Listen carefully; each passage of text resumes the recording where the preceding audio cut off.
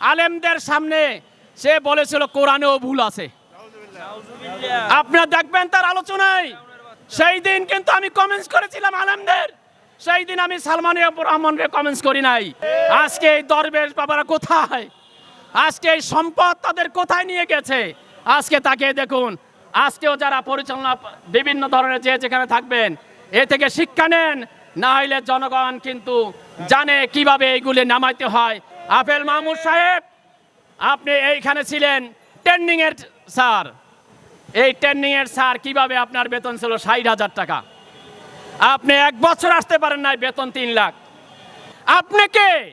আপনাকে দরকার নাই বলার কে? যেখানে আমরা মাটিতে বসে এই বিমার কাজ শুরু করেছিলাম, যেখানে আমরা বসে এই বিমার জন্য মানুষের দ্বারে দ্বারে গিয়েছিলাম, টাওয়ার আজকেই আমাদের স্বপ্ন। আমি উদারত আহ্বান করব, জনগণের টাকা পরিশোধ করার জন্য যদি বাংলাদেশ থেকে আরো জায়গা বিক্রি করতে হয়, তাহলে তাদের বিক্রি করে হলেও এই জনগণের অধিকার আদায় করে দিবে। এইটাই হলো আমাদের মূল দাবি। আমরা জনগণের কাছ সাথে আসি এবং থাকবো। এবং যে সমস্ত ভাইয়েরা সকালবেলা চাকরি করতে এসে 10টার সময় যখন হাজিরা দিয়েছে, এই আইডি যখন বন্ধ হয়ে গেছে, ওই কান্না, আজকে সেই কান্নার বদৌলতে আজকে এই সমস্ত মানুষ পালিয়ে যেতে বাধ্য হয়েছে। আফেল মাহমুদ সাহেব, আপনি এইখানে ছিলেন ট্রেনিং এর স্যার, এই ট্রেনিং এর স্যার কিভাবে আপনার বেতন ছিল ৬০,০০০ টাকা, আপনি ১ বছর আসতে পারেন নাই, বেতন ৩ লাখ। তাইলে 3 লাখ আপনি বেতন নিয়েছেন, আপনারা কিন্তু বেতন 3 লাখ দিয়েছে, তারা ৩,০০০ কোটি আপনার কাছে নিছে। আপনি কার টাকা আপনি তাদেরকে দিয়েছেন জনগণ জানতে চায়। এবং আমাদের আপনারা জানেন ইব্রাহিম সাহেব বলি, এখনো যেহেতু ইব্রাহিম সাহেব বলি, উনি প্রশাসনের লোক, সেনাবাহিনীর লোক, উনি এমন গরম আওয়ামী লীগের দেখিয়ে দিয়েছে, যারা চাকরিচ্যুত হয়েছে, যাদের চাকরি নাই, তারা যদি এখানে আসে তাদের জবাই করা উচিত। আসুন, বাংলাদেশকে আমরা উন্নতি করার লক্ষ্যে এইখানে কারা টাকা রেখেছে? ডিম বিক্রি করছে, স্বামীর অজান্তে টাকা সংগ্রহ করেছে, 500 টাকা 1000 টাকা ডিপিএস করেছে। আজকে সেই তাদের কান্না আকাশ বাতাস ভারী হয়ে গেছে, আকাশ বাতাস ভারী হয়ে গেছে। আজকে আপনারা এক একজনের বেতন নেন 3 লাখ, এবং ডাইন বাং শুরু করে আপনারা সেখানে করেন আরো 1-2 লাখ। এরপরে নামে বেনামে আপনারা এই কাজগুলি করতেছেন আর আশ্বাস তো করতেছেন আজকে 100 কোটি দেবে, কালকে 200 কোটি দেবে, জনগণকে দেওয়া হবে এই ধরনের। এরপরে কি করলেন? কিছু সৎ zone service centre office incharge, division incharge, তাদেরকে বললেন সিটি দিয়া দিলেন, আপনাদের দরকার নাই। আপনাকে দরকার নাই বলার কে?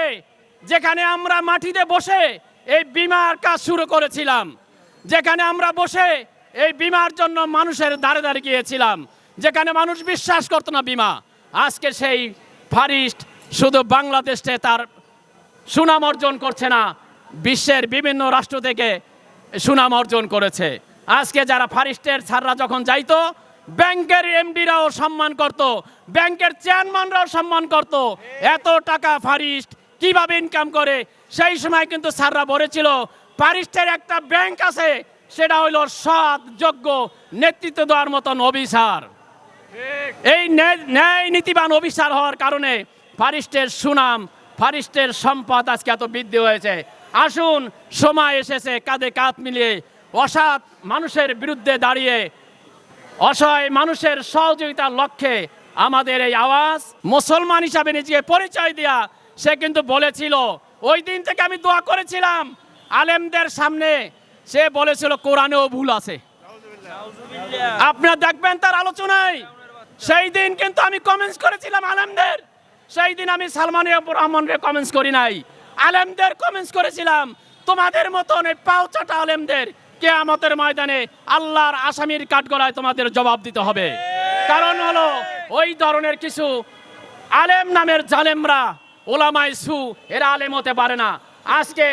আজকে আমরা শুধু এখানে ঢাকায় না, বাংলাদেশের বিভিন্ন প্রান্ত থেকে গ্রাহক এবং আমাদের কর্মী, সহযোদ্ধা, অফিসার বৃন্দ যারা আসছে, তাদের ন্যায্য দাবি আপনারা মেনে নিন।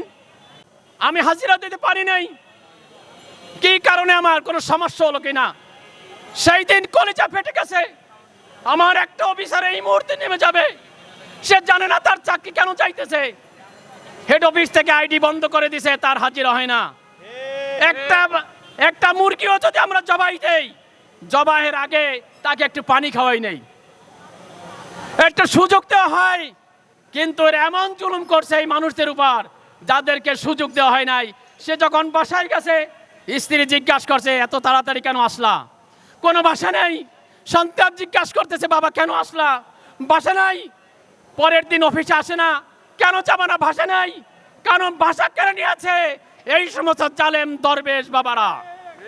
আজকে এই দরবেশ বাবারা কোথায়? আজকে এই সম্পদ তাদের কোথায় নিয়ে গেছে? আজকে তাকে দেখুন। আজকেও যারা পরিচালনা বিভিন্ন ধরনের যে যেখানে থাকবেন, এ থেকে শিক্ষা নেন, না হইলে জনগণ কিন্তু জানে কিভাবে এইগুলি নামাইতে হয়। এদেশের ছাত্র জনতাও জানে অপরাধ করলে কাউকে ক্ষমা করা হয় না।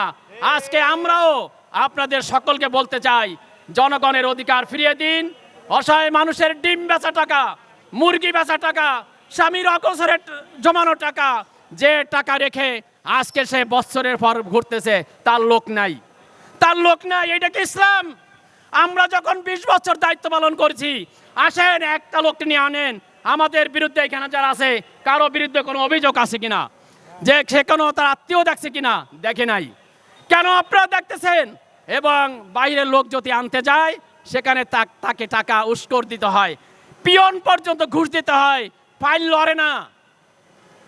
এই ফারিস তো আমরা চাই নাই, এই ইসলামী প্রতিষ্ঠান তো আমরা চাই নাই। আমরা চেয়েছিলাম যে ইমামের দায়িত্ব হলো, ইমাম ভুল করতে পারে না, ফারিস্ট হবে একটা মডেল, সমস্ত ইন্স্যুরেন্সের মধ্যে ইমাম। আমরা যখন 16 বছর পর্যন্ত যারা এখানে দায়িত্ব পালন করেছে, আপনি ইতিহাস খোঁজেন, এগুলা স্বর্ণের মানুষ, এদের বিরুদ্ধে আপনি অভিযোগ পাবেন না।